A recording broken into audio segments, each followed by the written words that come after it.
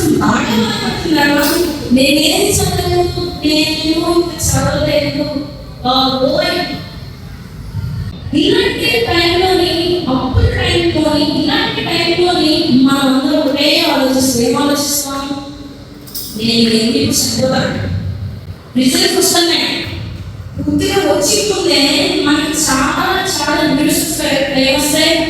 వీళ్ళు అందరూ పడ్డారు, రిజల్ట్స్ రాకముందే చనిపోయారు.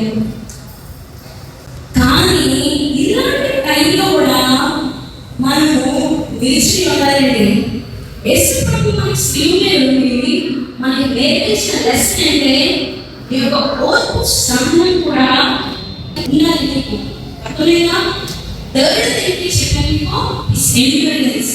అంటే ఆ శిలువలోని ఆయన ఎలా అవన్నీ పడి కూడా ఆయన ఉన్నారంటే, మనం కూడా మన జీవితాల్లోని ఇలాంటి తుఫానులు, ఇలాంటి గడిబిడిలు అన్నీ వచ్చినప్పుడు కూడా మనం నిలిచి ఉండాలని.